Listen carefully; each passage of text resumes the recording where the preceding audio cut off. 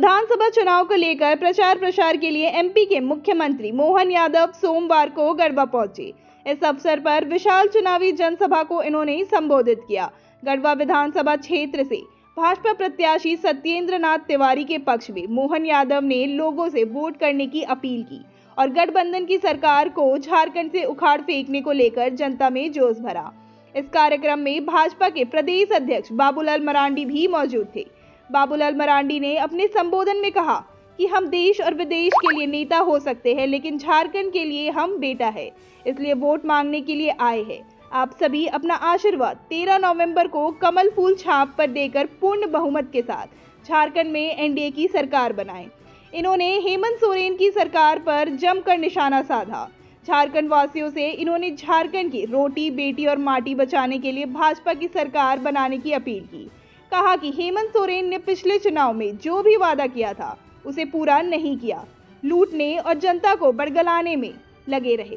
कहा कि एक एक झारखंडियों को ठगने का काम किया है। इसका जवाब आप सभी को 13 नवंबर को चुनाव में देना है। इन्होंने जमकर हेमंत सोरेन के कार्यकाल पर निशाना साधा। आप सब लोगों से सिर्फ निवेदन और अपील करने के लिए खड़ा हुआ। भाषण तो हम सब लोगों के बीच में मोहन जी देंगे, आपको बताएंगे। मैं सिर्फ आप लोगों से इतना ही अपील कर रहा हूँ, 13 तारीख को मतदान होना है और 13 तारीख को आप सब लोगों का एक एक वोट कमल फूल छाप में पड़ना चाहिए और यहाँ से श्री सत्येंद्र नाथ तिवारी जी को भारी मतों से विजय बनाना।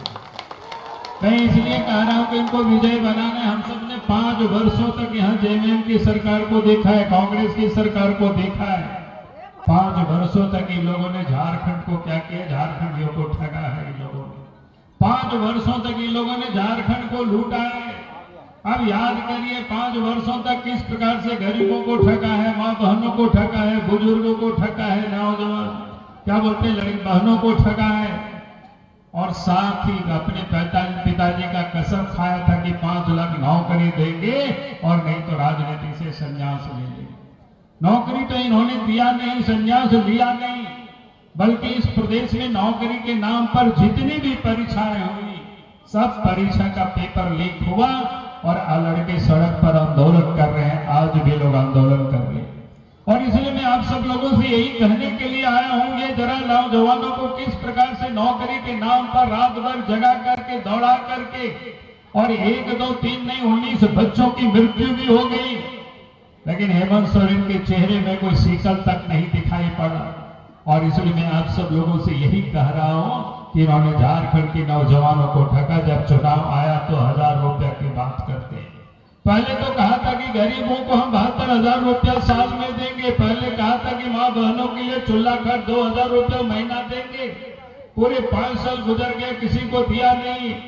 इसलिए मैं कहता हूं 5 साल तक इन्होंने ठगा है और झारखंड को लूटा है। भी आपको बता रहे थे, चाहे वो नदी की बालू हो, चाहे वो पत्थर हो पहाड़ की, चाहे कोयला हो, लोहा हो, चाहे या जमीन हो, सब कुछ इन लोगों ने लूटा है।